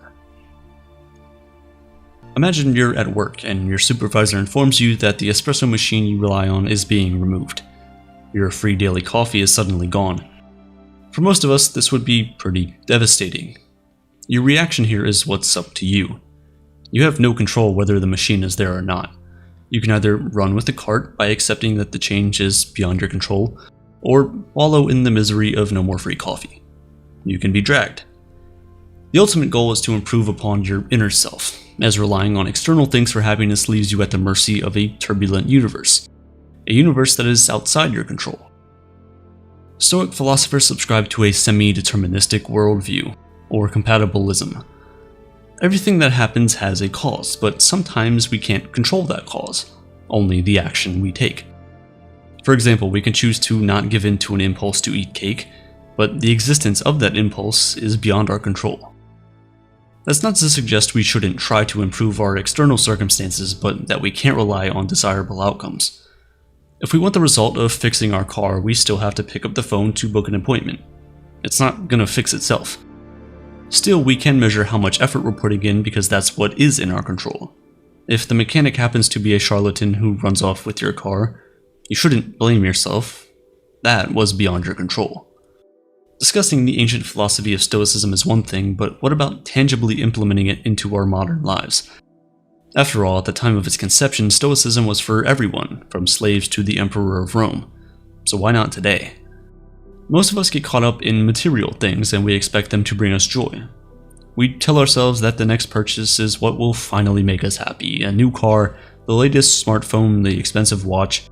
When we're unable to get these things because, well, we can't afford them, we feel bad, like the universe is opposed to us being happy and that there's nothing we can do about it. But the truth is that material things only bring temporary happiness. Your car will break down and your phone will eventually freeze up, and even when our possessions still work perfectly, hedonic adaptation steps in, and we start to want something newer and shinier. It's a never-ending cycle. To escape the trap of consumerism, we need to adopt a different attitude towards our purchases and the dopamine hit we get from them. To do this, you can practice what the Stoics call voluntary discomfort. This is when you subject yourself to discomfort in something you typically enjoy. The most common way people do this is by taking a cold shower instead of a warm one. But you could also hold onto your new phone until it's no longer usable. Suffer through the cracks and lags and let each new phone launch pass you by. If that's too much, start small. Next time you go to the bathroom, leave your phone on your nightstand or your desk or wherever. Sit with your thoughts on the toilet instead of trying to amuse or torture yourself by doom scrolling. Driving somewhere on a hot day, roll up the windows and drive with the AC off. Or better yet, walk. Marcus Aurelius, Emperor of Rome, was a practitioner of Stoic philosophy. He ruled the empire from 161 CE until his death in 180 CE, and was widely considered a great philosopher king, although that may be a historical exaggeration. As a leader, he wrote down his Stoic-influenced meditations, likely as a way of assuring himself while handling significant responsibilities. They were intended for his own use and not meant to be published widely, but fortunately we have access to them today. The collection is called Meditations, also called the Inner Citadel. In it, you can see how Marcus Aurelius applied his learned Stoicism to his daily life as emperor. Here are some of those quotes that might be able to help get you into a Stoic mindset. Thus we should employ the mind in all parts of life. When things occur which at first seem worthy of high estimation, we should strip them naked and view their meanness, and cast aside these pompous descriptions of them by which they seem so glorious. Marcus Aurelius would routinely reflect on the nature of his food as devoid of the pleasures and sensations he instinctively derived of it. A fish is just flesh necessary to sustain you. Ignore the pleasing tastes and satisfaction of filling up. When you bring your favorite lunch to work, break it into its most basic components. The salad is just leaves and the fruit of a plant. Croutons are just wheat smashed into flour and combined with yeast to make bread. Bread is then cut into pieces and dried in an oven. By doing this, when you're stuck with a lunch you don't love or the waiter gets your order wrong, you won't be as burdened by the thought of eating it or feeling the absence of something more delicious. Lunch is just raw materials to give you energy. Marcus Aurelius wrote a great deal about how we interpret and interact with others. He adopted the metaphysics of Stoicism as a way of thinking about our interactions and emotions. For Stoic philosophers, the universe is made from an intelligent design. Humans too are part of that same intelligence. It doesn't make sense to hate the same intelligence in another because it's the same intelligence in you. It's similar to the Hindu concept of Brahman, the deity that permeates everything. I can't be angry at my kinsmen or hate them. We were naturally formed for mutual assistance, as the 2 feet, the hands, the eyelids, and the upper and lower rows of the teeth. Opposition to each other is contrary to nature. All anger and aversion is in opposition. We may think of ourselves as in competition with others. We compete for better grades at school and put down others to get a leadership role at a company, but that's a surefire way to live a life of envy and malice. If you see everyone as part of the same intelligence, trying to put others below you would be foolish. You are the same, and treating others as lesser is contrary to nature. Seldom are any found unhappy for not observing the motions and intentions in the souls of others, but such as observe not well the motions of their own souls, or their affections, must necessarily be unhappy. This reminds us to focus on what is in our control, our attitude. Trying to analyze others will often lead to misery. We spend too long considering why people behave the way they do. In a state of resentment, we question their motives and success. Most of us know someone who can't stop complaining or gossiping about others at their job. They're obsessed with what their coworkers have and never seem particularly happy. Their time would probably be better spent addressing their own mind, as the minds of others are outside of their control. Let us, as I said, be on our guard without suspicion or enmity. Aurelius is cautioning himself to be prepared for any attack or betrayal, while at the same time, not presuming that others have bad intentions. Again, we shouldn't dwell too much on the intentions of others, but we shouldn't blindly assume that no one will mean harm. As any experienced student knows when working with peers on a group project, be prepared for someone to not pull their weight. At the same time though, you should never assume and judge that someone won't. You can needlessly cause dysfunction in the group while allowing others to occupy too much of your mind. But seriously, if you're working with 3 others, 1 or more of them statistically won't do their fair share. Be prepared for it, but without suspicion or hostility. When you are angry at the mistakes and wrong actions of men, for all are carried toward what appears to them their proper good, but say you, it is not their proper good. Well, instruct them, then, and teach them better, and don't be angry with them. Basically, we can disagree with others, knowing with near certainty that we're right. But getting angry with them invites more pain and is an ineffective mode of persuasion. They have what they think is the right way in mind, so we shouldn't think poorly of them. We should try to educate them rather than show our frustration. This quote from Aurelius speaks to the ongoing culture war. Both sides have an idea of what's right and allow themselves to get angry and insult the other party. This isn't to suggest that both sides are correct, but that, especially on social media nowadays, genuine attempts at persuasion have taken a back seat. There are plenty of attempts to educate in the culture war, but they often come dripping with condescension and likely serve a purpose other than genuine persuasion. They seem more about scoring likes, shares, and validations from existing believers than extending an olive branch. If we treated others like parts of an intelligent design, we wouldn't feel the need to mock them. We would try to help them see the right way forward. With these mental tools, Stoicism can guide you through the pain of life so that you face it with a temperament people would describe as Stoic. Regardless of what the universe has in store, your goal is to remain emotionally indifferent. You have reinforced your inner citadel and are prepared for both good and bad fortune. Now, Stoicism isn't a philosophy to take ourselves off the hook for the problems we can influence, but it does acknowledge that so much is beyond our individual control. We can only judge ourselves based on our effort. If we consider the world's biggest problems, the solutions are far out of reach for the average person. We can only do our part, make moves where we can, and judge our efforts. We can only change what is in our control. If you're wondering why bother with any of this when the universe itself doesn't make sense, click the video on your screen right now to understand the philosophy of absurdism. Life is meaningless. In the year 165 CE, a black wave of death rose from the east and quickly spread across the globe faster than anyone could have ever imagined. They called it the Antonine Plague, after the reigning Roman emperor at the time, Caesar Marcus Aurelius Antoninus Augustus. Lasting throughout the time of his rule, this plague claimed upwards of 18 million lives and nearly destroyed the Roman Empire that entire armies could barely scathe. But it didn't.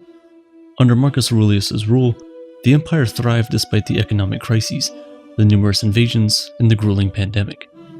It is precisely during times of distress that true leaders are tested, and the Caesar rose to the occasion every single time. Aurelius was a philosopher before anything else, regarded as the last of the 5 good emperors of ancient Rome, a term coined by Niccolò Machiavelli in the 15th century. It was his Stoic philosophy that differentiated him from his predecessors. During the plague, he set his ego aside and broke the mold, surrounding himself with talented and experienced public servants instead of aristocrats and nobles. He listened to advice and empowered those around him to make decisions. He hired the best physicians to lead the battle against the disease decimating Roman populations, and to give him the opportunity to focus on the growing economic crisis. He cancelled debts, sold imperial effects and possessions, and confiscated capital from Rome's upper class to keep the economy afloat. At a time when fear infiltrated the empire, Marcus practiced self-control and inspired his people to remain calm. As if things couldn't get any worse, late in his reign, Marcus received news that an old friend and former general, Avidius Cassius, had staged a rebellion and declared himself Caesar in an attempt to overthrow him. Marcus's response was unusual considering the circumstances, but as disciplined and stoic as he was ever known to be. Instead of getting angry and immediately setting out to destroy the man that threatened the empire, his family, and his legacy, Marcus waited to give the defector a chance to come to his senses. When he did not, Marcus demanded that Cassius be captured, but not kill him. In true Stoic fashion, he said concerning the matter, "Forgive a man who has wronged one, to remain a friend to one who has transgressed friendship, to continue faithful to one who has broken faith." The last of the 5 good emperors was a student of Stoic philosophy. He was greatly influenced by the writings of Seneca and Epictetus, as evident from his personal reflections during campaigning and administration. He didn't get angry, he didn't allow his emotions to guide his judgments, and he didn't despise his enemy. He acted firmly and justly, a posture that calmed an already nervous empire in times of extreme tensions.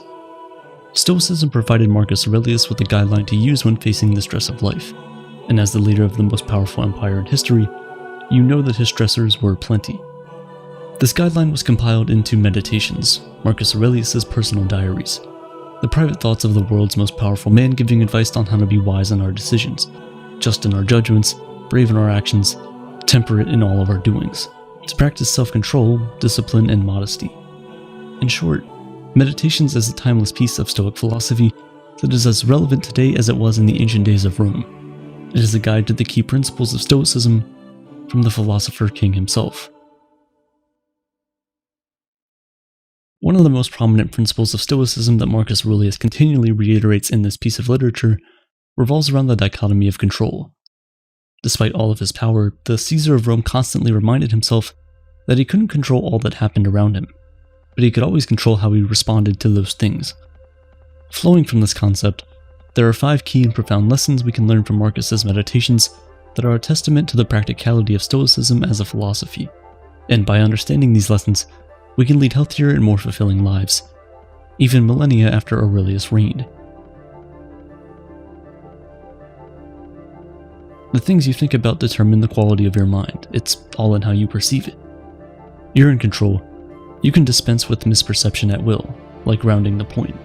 Serenity, total calm, safe anchorage. Before Marcus Aurelius' time, Epictetus and Seneca both wrote vast amounts on the power of perception. It's no wonder then that Aurelius echoed these thoughts, as it is one of the most essential tenets of Stoicism. Our perceptions influence all that we experience. Your car may not start before your important meeting, or your boss may not give you the promotion you think you deserve. Just like Marcus had a choice when the plague hit, you also have a choice to make whenever you are facing a troubling situation. You can choose to feel angry, scorned, depressed, or defeated, which will accomplish nothing. Or you can train your perception to not be influenced by what is outside your control. It's a form of self-discipline that places the quality of your life in your hands instead of in the hands of other people or situations. Marcus's entire reign rested on this guiding principle. As a formidable leader, he understood the power he had, and always separated his perceptions from his emotions. He faced invasions from Germanic tribes and internal uprisings within his kingdom, but he knew he could not alter these situations to his favor. His true power came from within, from how he perceived these grievous situations. So instead of reacting rashly, he didn't allow these horrible negative effects to affect him. Instead, he seized his own mind and was able to make just decisions that were void of any emotional attachment. even in the face of the most troubling situations. To refrain from imitation is the best revenge. When someone despises us, the easy thing to do is to despise them back, but what would that accomplish? When dealing with Cassius's rebellion, it would have been easy for Marcus to order his troops to seize and brutally murder him for his insurgents, to use him as a message to all who dare attempt to take his crown. Instead, he was compassionate and chose to forgive him. People will never meet our expectations, so instead of letting their behavior evoke our emotions, it's more prudent to resort back to what is in our control, which is being virtuous, a better Stoic, and a better human.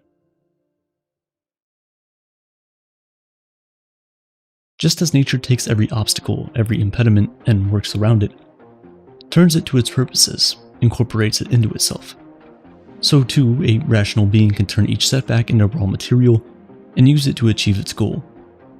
Before anything, the Stoics were realists.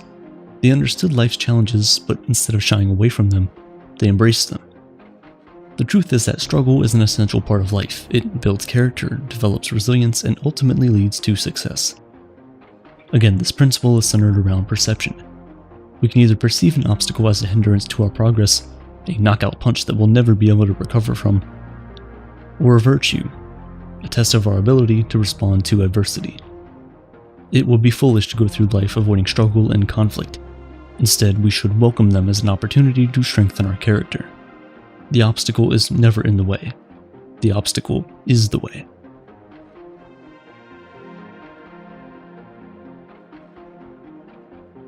Accept the things to which fate binds you, and love the people with whom fate brings you together.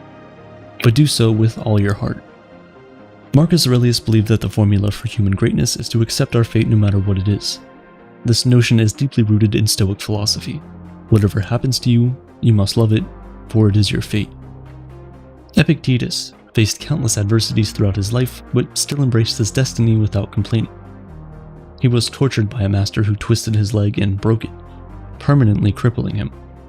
Instead of spending the rest of his life feeling remorseful for himself, Epictetus took control of his mind instead and said, "Do not seek for things to happen the way you want them to. Rather, wish that what happens happens the way it happens. Then you will be happy." The true testament to being a Stoic is wanting nothing to be different, not better or worse. Strength of a person is in accepting what the universe has in store for you and not resisting it.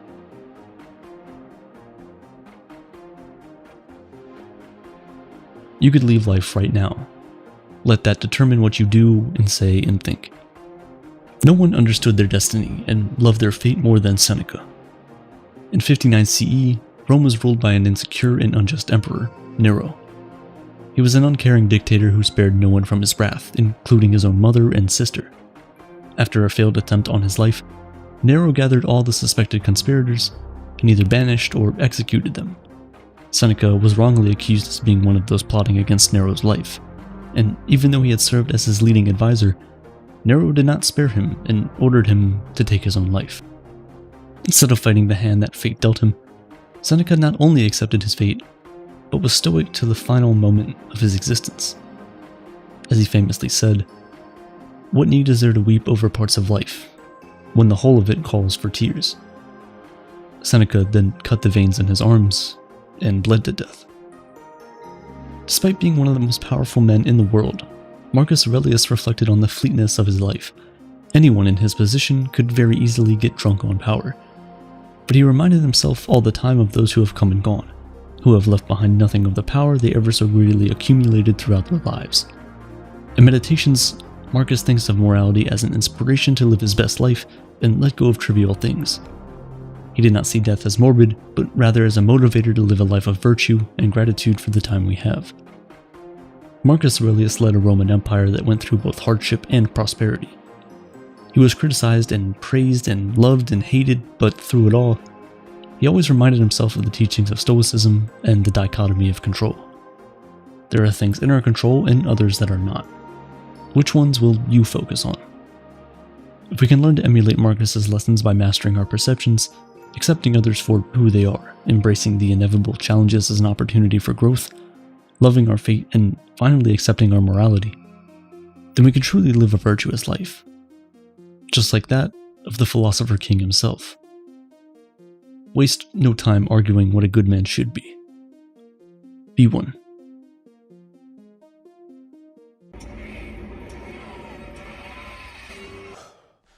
What is your New Year's resolution?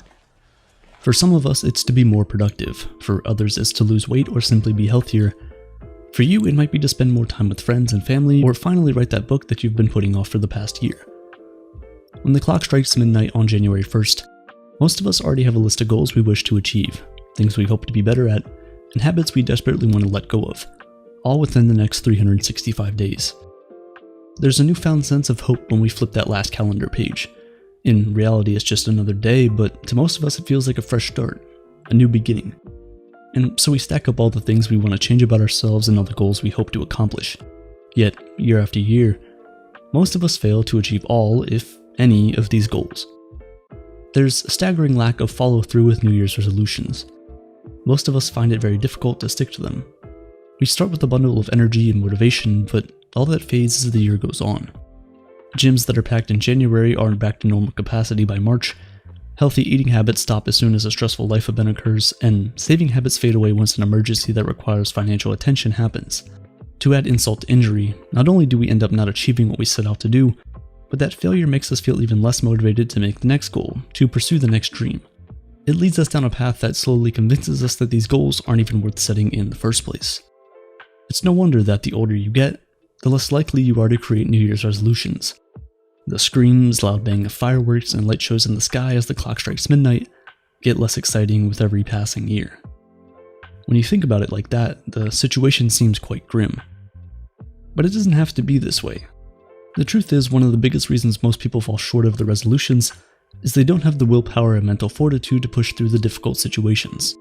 But by learning from the Stoics, we can better understand not just how to follow through on our set agenda for the year, but how to create proper goals right off the bat. Because while it's true that barely 10% of people stick to their New Year's resolutions, nothing says that you can't be one of those people. Understanding New Year's resolutions from the Stoics' point of view begins, like all things with Stoicism, with the question of control. What is in our control? People often like to pin down very ambitious and, quite frankly, unrealistic goals at the start of the year. A lot of times we end up with goals that are beyond our control, which sets us up for failure before we've even got the chance to try. Let's say your goal for the year is to lose weight. The first step in the Stoic handbook would be to figure out and acknowledge what isn't in our control. Eating healthy and exercising regularly are within our control. But other things, like how ripped we look, for example, are largely determined by how fat is distributed across our body, which in turn is determined largely by genetics. So if our goal is to look a certain way, instead of simply to lead a healthier lifestyle, we're setting ourselves up for failure. There are other, more apparent truths people tend to ignore when drafting the resolutions. Things like the fact that our willpower is finite. When people decide to become more productive or fight off an addiction, they fail to realize that the machinery that allows us to fight our urges isn't infinite. Every time we fend off our craving for some unhealthy food, for example, it becomes that much harder to maintain that discipline later in the day. That's one of the main reasons people that start out strong with the resolutions don't end up following through with them to the end.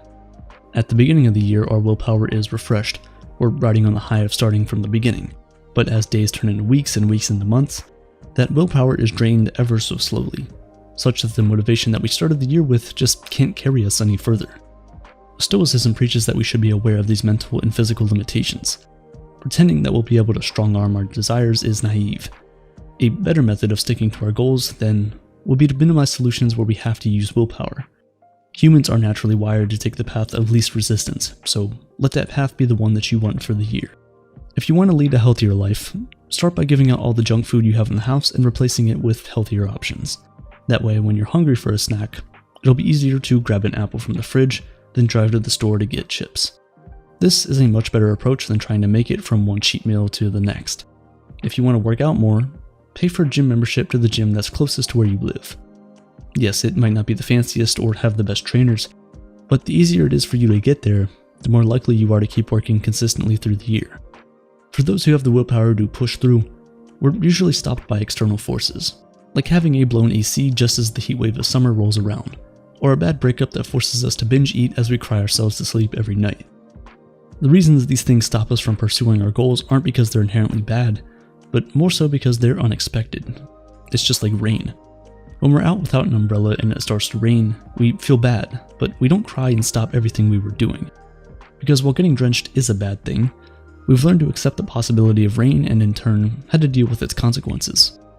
We go home, dry our clothes, make a hot cup of cocoa, and get on with our day. We need to learn to do the same in every aspect of our lives. We need to realize that bad things will happen, that's just life. We can either treat these bad occurrences like a tsunami destined to destroy everything we've built, or we can treat them like rain, just a tiny temporal inconvenience. According to the Stoics, that's the difference between experiencing a setback and suffering from it. Setbacks are a part of life. They're normal, routine, and we should expect them. But we must learn to not get beaten by these setbacks. Instead, philosophy professor William B. Irvine says it might be helpful to think of setbacks as a form of flattery from the Stoic gods, a chance to prove to yourself that you are more than that adversary.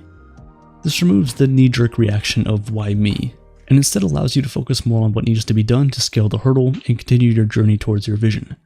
Most of us think of the year as a sprint rather than the marathon that it is, which is why once we experience any setback, we often throw everything out and say that one dreaded sentence, "I'll just start again next year." By switching our minds from a sprint to a marathon, we can focus on the process, without worrying too much about the end goal. Instead of saying you want to do 20 pull-ups by the end of the year and beating yourself up when you haven't reached that goal in March, it's better to instead give yourself the goal of trying to do one more pull-up.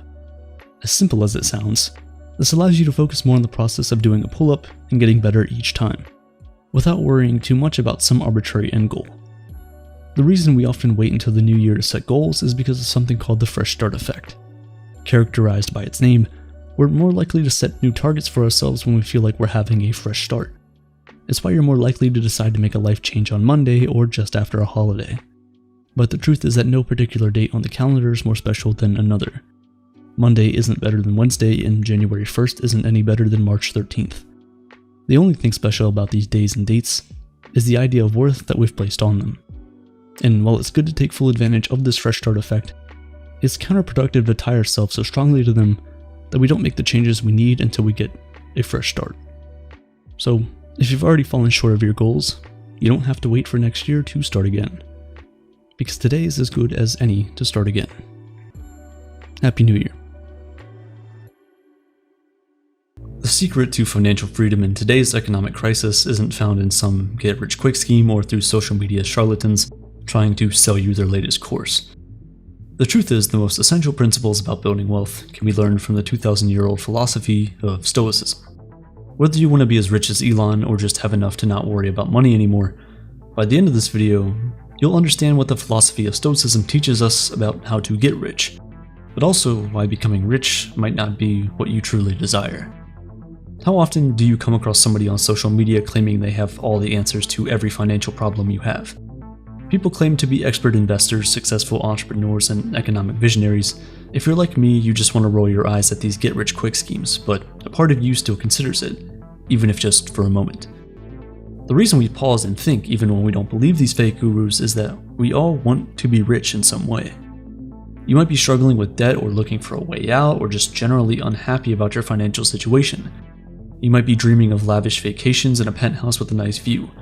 Whatever it is, society has conditioned us to want to be rich because there's not much we can do without money. So how do we go about making it? The most fundamental principle of Stoicism is to focus on what you can control. We don't always have control over what happens to us, but we do have control over how we react to those things.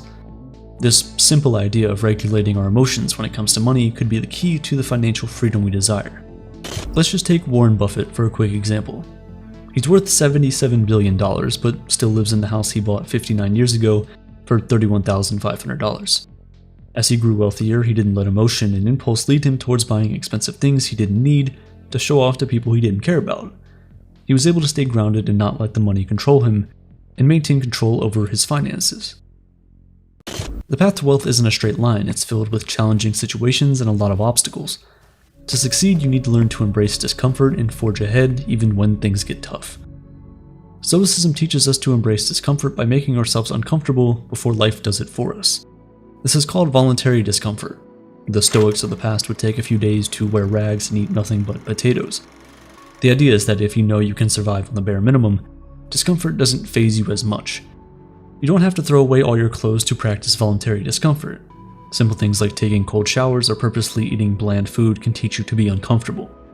And not only will this prepare you for when things inevitably don't go your way, but it can also increase your gratitude. Another way to embrace discomfort is to think of the worst case scenario and accept it as a real possibility. This will help you when you realize that even if the worst case does happen, you'll still be okay. The lack of money is already riddled with discomfort, whether it's the embarrassment when you can't join your friends for a meal at a fancy restaurant, or when you can't find a job that pays you what you know you're worth. It seems that money can drive disappointment left and right. If you're prepared for this disappointment, you'll find a new sense of freedom from the hold money has on you. And once you risk breaking free from that hold, you'll be more inclined to take measured risks. Risk-taking can be uncomfortable and scary, and mainly because it comes with the possibility, or likelihood, of failure. But once you accept that failure is always possible, you can push yourself to be more entrepreneurial and innovative. Just look at the top of the Forbes list, it's filled with people who are willing to take these huge risks. Elon Musk made reusable rockets when people thought it was impossible. Mark Zuckerberg entered into a market with big players and wasn't scared to compete, and Jeff Bezos popularized online shopping at a time when people thought the internet was just a fad. Failure doesn't have to be scary. Stoics believe it's an opportunity for growth. How we respond to failure shapes our resilience, and it teaches us about who we are and what we can become. To adopt this sentiment, we need to learn to disconnect the journey to financial freedom from the ultimate result. We need to stay present. Instead of thinking about how a big specific investment might grow in 5 years or how amazing it must be to own a fancy car, focus on the values, actions, and habits that will guide you towards financial success. The Stoics stress 4 important values: wisdom, courage, temperance, and justice. We can apply these principles to our financial freedom journey. Wisdom helps us stay resourceful along the way, educating ourselves and allowing us to weigh risk versus reward of certain decisions we want to make. Courage allows us to take those risks, whether it's asking for a promotion, switching jobs, or trusting an experienced advisor to help you grow your wealth. Temperance refers to the self-control we have to find when spending money, knowing that while rewards are important, so is being frugal. And justice, the one that can elude some of us, is how we pay it forward when we get good luck and our investments pay off. Whether it's by helping set your family up and friends, giving to charity, or simply educating others about how you got to where you are. The Stoics lived by the phrase carpe diem, which means seize the day. To remain present while delaying gratification, focusing on the present also allows us to tune out distractions that might take us off course. For almost everyone, wealth comes from hard work, and if we can learn to immerse ourselves in deep work, we're more likely to reach our goals and enjoy the journey of getting there. Being present, though, doesn't mean acting on impulse. Stoicism tells us just the opposite. Controlling our impulses and relying on reason is an essential Stoic principle. These days, it's easy to get caught up in material things, thinking that a pair of jeans or a new cell phone will make us happy. Then when we can't afford whatever that thing is we're dreaming of, we get upset. But material things don't really bring us happiness. They give us a quick hit of dopamine that makes us think we're happy, but that chemical release quickly fades and we're right back where we started from. Resisting the impulse to buy something or feeling bad about being unable to is critical when it comes to financial freedom. If you really want something, make it a special treat as a reward for a goal. Plan a nice dinner after graduation or a dinner to celebrate a successful meeting at work. When making purchases, wait a few weeks to be sure you really want the item and you don't just want the feeling of getting something new. By doing this, you take the impulsive nature out of the purchase and let the actual pleasure of the material thing sit with you. Nelson Mandela famously lived by Stoic principles that helped guide his leadership style. After he was released from prison and was elected president of South Africa, people expected him to execute those who wrongfully imprisoned him, but instead he focused on resetting his country and rebuilding unity. He processed his negative emotions and kept his perspective on his ultimate goal: to create a better South Africa for everyone, not revenge. Similarly, when you think about what your financial goals are, you need to keep your emotions out of it. Getting mad at yourself when a stock you invested in suddenly drops won't change the stock's value. Don't cry over spilled milk, just learn your lesson and move on to the next one. Markets are irrational, jobs come and go, often for reasons beyond our control. The only thing we can do is try and keep a level head. And this takes discipline because it's easy to feel emotional about money. It's easy to equate our self-worth to how much money we have. Compromising our peace of mind because of money and a desire to be rich isn't going to make us more money. It'll only make us unhappier and less likely to keep working hard for what we want. If we find self-control on our journey towards financial success, we'll also find freedom from being defined by our wealth. And with that freedom, we can make clearer decisions and feel more open to possibilities. Just as we harness our emotions in order to approach money with a level-headed attitude, we also need to stop trying to control the things we can't change. We can't change world events, recessions, or inflation. Natural disasters happen and people get divorced. The reality is that we don't have control over most of what happens to us. The skill of accepting this reality is one of the most essential principles of Stoic philosophy. It teaches us not to judge ourselves by metrics we can't control. Instead, evaluate your work and success on the effort you put into a particular goal, not the outcome. By redirecting what we value when we're working towards financial freedom, we can lead happier lives and alleviate a lot of the stress of not having money. Because making money is never entirely within our control. We can educate ourselves so that we're eligible for better jobs, we can study things we don't know in order to make thought-out financial decisions, we can put our ego aside and ask for help if we don't understand something, but the money itself, the wealth we dream of, isn't something we can predict or plan for. By using the guidelines laid out by the Stoic philosophers thousands of years ago, you can create a new roadmap for yourself, and then hopefully, you'll find what you're looking for. It might not be mega yachts or chests full of diamonds, but it'll feel better than those things, because what you'll find is freedom. Financial freedom. And when you get there, you'll still have these principles to continue to live by, because by being rich, whatever that looks like for you, it also comes with temptation. The temptation to spend money on things just because you can. But it'd be wise to remember that things don't make us happier. Budgets are still necessary. Stoicism's teachings can, in fact, lead you to riches without having to attempt some get-rich-quick scheme. But what it actually teaches us is that getting rich isn't really the goal. Freedom, happiness, and contentment are. Because freedom is a way of life, a journey without an end.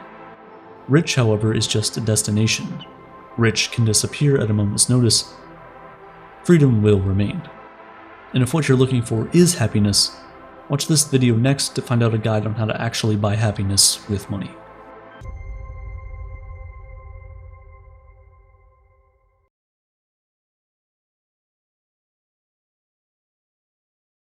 Stoicism is changing. You know, I've been reading Marcus Aurelius' Meditations. Wow. I listened to it in the sauna. It's really intense because you're thinking these are the writings, the direct writings that we have from a guy who lived 2,000 years ago and was running Rome. Stoicism. Stoicism. As someone who has covered and studied Stoicism for years now, I've noticed something strange happening.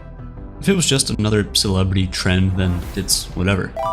But what's happening is much worse than that. This ancient philosophy that was once a guide to living a good and fulfilled life has been co-opted by the manosphere and turned into snake oil, sold as the magic pill to fame, fortune, and everything in between. And you need to be more misogynistic. This woman just spilled my coffee. Bitch! Bring some paper towels! We're doing a fucking podcast! Stoicism's not feeling emotions. It's feeling the emotion and going, okay, Stoicism, Stoic. My question is, why Stoicism? Out of all the other philosophies out there, why this one? In fact, why philosophy at all?